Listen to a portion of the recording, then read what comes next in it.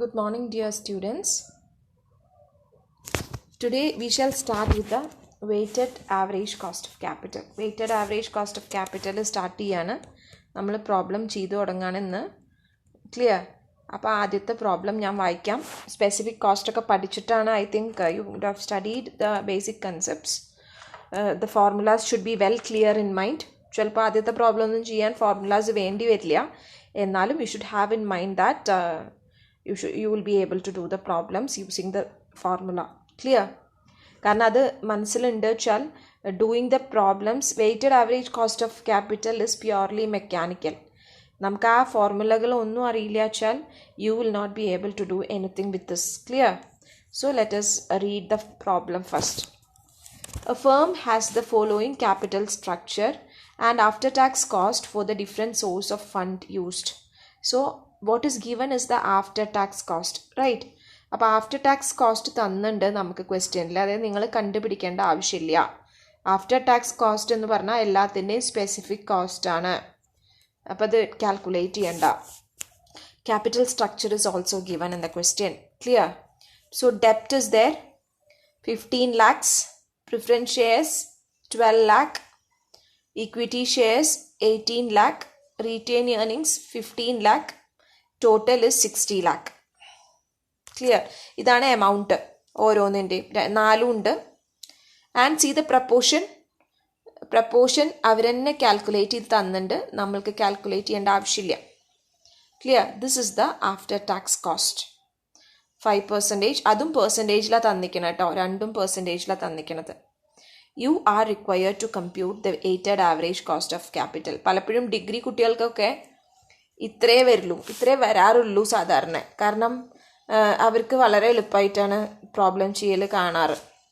അപ്പോൾ പിന്നെ P G ആകുമ്പോൾ നമ്മൾ you should expect more adjustments to happen. പക്ഷെ എന്നാലും നമ്മൾ ഈ ഒരു രീതിയിലാണ് പ്രോബ്ലം സ്റ്റാർട്ട് ചെയ്യുക. ക്ലിയർ? ഇനി let us see how you can compute. Computation പാർട്ടിലേക്ക് പോവാം. എങ്ങനെയാണ് കമ്പ്യൂട്ട് ചെയ്യാൻ നോക്കുക. ക്വസ്റ്റ്യൻ്റെ കുറച്ച് ഭാഗം അവിടെ വയ്ക്കാം. നമ്മൾ ഇതുപോലെ തന്നെ എപ്പോഴും ഒരു presentation should be very fine. നമ്മളൊരു ചാർട്ടായിട്ട് തന്നെ പ്രസൻറ്റ് ചെയ്യണം. പ്രസൻറ്റ് ചെയ്യുമ്പോൾ ഒരു പ്രശ്നം ഉണ്ടാവാൻ പാടില്ല.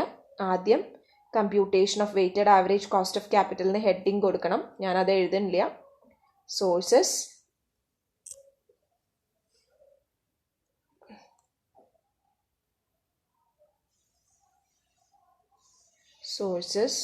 Should be written. എല്ലാ സോഴ്സുകളും എഴുതാം. പ്രപ്പോർഷൻ പെർസെൻറ്റേജിൽ വേണമെങ്കിൽ എഴുതാം. കോസ്റ്റ് പ്രോബ്ലത്തിൽ തന്നിട്ടുള്ളതാണ്. Cost, specific cost should be given. അടുത്ത പാരഗ്രാഫിൽ പ്രപ്പോർഷൻ മൾട്ടിപ്ലൈഡ് ബൈ കോസ്റ്റ്. ഇത്രയാണ് നമ്മൾ ചെയ്യുക. ഇതൊക്കെ ടേബിൾ വൈസ് അറേഞ്ച് ചെയ്യുക. Is it clear for you? അപ്പോൾ സോഴ്സ് ഏതൊക്കെയാണ്? ആദ്യത്തെ സോഴ്സ് എന്താ? ഡെപ്റ്റ് ആണ് ആദ്യത്തെ സോഴ്സ്. പ്രപ്പോർഷൻ മാത്രം എടുത്താൽ മതി. പ്രപ്പോർഷൻ എത്രയാണ് വരുന്നത്? 25%. ഞാൻ പറഞ്ഞിട്ടുണ്ടായിരുന്നു പെർസെൻറ്റേജിൽ വെക്കേണ്ട, 0.25 അങ്ങനെ ഇട്ടാൽ മതി. That will be more easy for you. Preference shares എത്രയാ? 20%, 0.20. മുകളിലേക്ക് നോക്കുക കേട്ടോ. This is given here. Equity shares 0.30. Retain ഏർണിങ്സിൻ്റെ കാര്യം പറഞ്ഞപ്പോൾ ഞാൻ പറഞ്ഞിട്ടുണ്ടായിരുന്നു ക്വസ്റ്റ്യനിൽ ചിലപ്പോൾ തരും. ക്വസ്റ്റ്യനിൽ തരുമ്പോൾ ചിലപ്പോൾ അത് ഡിഫറെൻ്റ് ആവും. അതിനെ ഒന്നാക്കാൻ ശ്രമിക്കണ്ട കേട്ടോ. ക്വസ്റ്റ്യനിൽ 2 തരുന്നുണ്ട് വെച്ചാൽ ലെറ്റ് ഇറ്റ് ബി 2 itself. 2 തന്നെ കടന്നോട്ടെ. സോ ഇതെല്ലാം കൂടി ആഡ് ചെയ്താൽ നമുക്ക് എന്ത് കിട്ടണം എന്ന് പറഞ്ഞിട്ടുണ്ടായിരുന്നു? ആഡ് ചെയ്താൽ അത് ആൻസർ ഷുഡ് ബി 1. ഇതിൻ്റെ ഒരു അഡീഷൻ 1 ആവണം. ഇനി കോസ്റ്റിൻ്റെ പാർട്ടിലേക്ക് നോക്കാം. മുകളിലേക്ക് വരുമ്പോൾ cost, after tax cost is given here. ഇവിടെയാണ് തന്നിട്ടുള്ളത് ആഫ്റ്റർ ടാക്സ് കോസ്റ്റ്. ആ ആഫ്റ്റർ ടാക്സ് കോസ്റ്റൊക്കെ നമ്മൾ എഴുതുക. ക്ലിയർ? സോ 5, അത് പെർസെൻറ്റേജിൽ തന്നെ എഴുതിക്കോളൂ. 5, 10, 12, 11. തെറ്റരുത്. ക്ലിയർ? ഇത് രണ്ടും കൂടി മൾട്ടിപ്ലൈ ചെയ്യുക. യു വിൽ ബി ഗെറ്റിംഗ് എങ്ങനെ കിട്ടുന്നുണ്ടാവുക? 1.25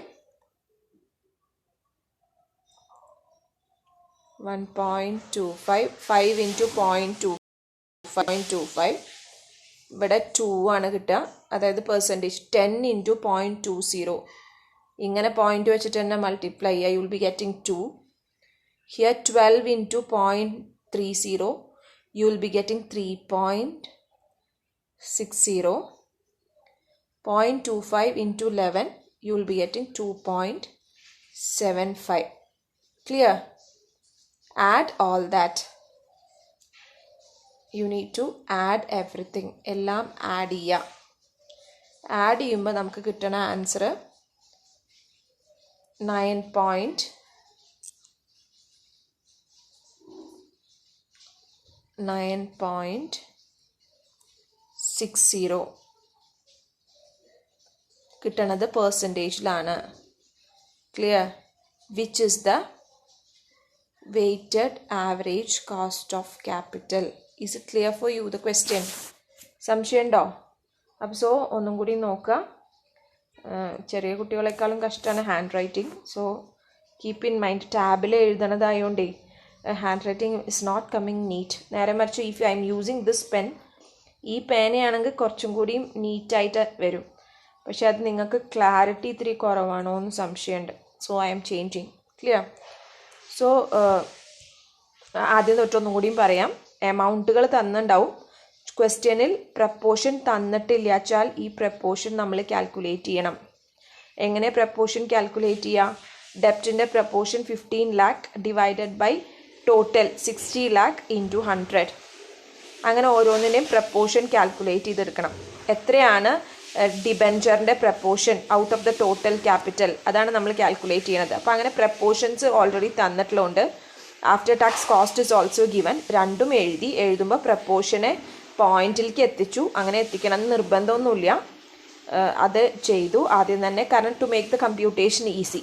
അത് കഴിഞ്ഞപ്പോൾ അത് രണ്ടും കൂടി മൾട്ടിപ്ലൈ ചെയ്തു. You got 1.25 to 3.60 and 2.75. വെയിറ്റും കൂടിയും അസൈൻ ചെയ്തിട്ടുള്ളത്. സോ ഇവിടെ ഒന്ന് കാണൂ, ശരിക്കും 5% കോസ്റ്റ്. ക്ലിയർ? പക്ഷേ കൂടുതൽ ഡെപ്റ്റ് 0.25 ഉണ്ട്, കോസ്റ്റ് റെഡ്യൂസായി 1.25 ആയി അല്ലേ? അപ്പോൾ അങ്ങനെ ഓരോന്നിനും കോസ്റ്റ് ഇത്രയൊക്കെ ഉണ്ട് വെച്ചാലും വെയിറ്റ് അസൈൻ ചെയ്യുമ്പോൾ കോസ്റ്റ് കുറയുന്നുണ്ട് അല്ലേ? അപ്പോൾ സ്പെസിഫിക് കോസ്റ്റ് കൂടുതലാണ് പലപ്പോഴും. അപ്പോൾ ഡിബെഞ്ചറിൻ്റെ ഒരു ഇമ്പാക്റ്റ് നോക്കി നോക്കൂ. ശരിക്കും ഇക്വിറ്റി ഷെയർസ് എത്ര ഉണ്ട്? ഇക്വിറ്റി ഷെയർസ് 0.30 ഉണ്ട് അല്ലേ? പക്ഷേ അതിൻ്റെ ഒന്നും കോസ്റ്റ് അത്ര റെഡ്യൂസ് ചെയ്യുന്നില്ല.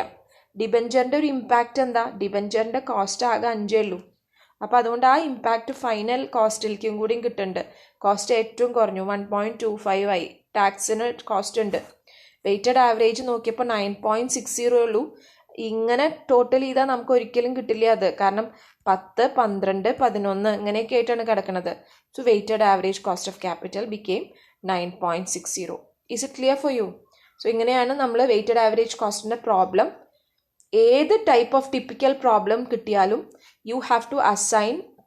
നമ്മൾ ഇങ്ങനെ ഒരു ടേബിൾ ഫോമിൽ ആക്കിയെടുക്കണം. അപ്പോൾ ആ ടേബിൾ ഫോമിൽ ആക്കിയെടുക്കാൻ വേണ്ടിയിട്ട് നമ്മൾ